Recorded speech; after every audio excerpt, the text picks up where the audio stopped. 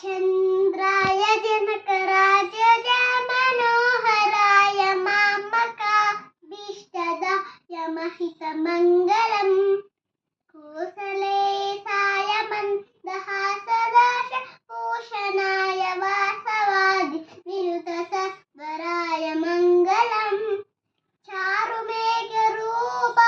चन्दनाच्चिताय हारगतकशोभिताय भूरिमङ्गलम् कुण्डलीललितरत्नमण्डलाय कुलशीर्णमालिकाय जलदशत्रुसदेहाय चारुमङ्गलम्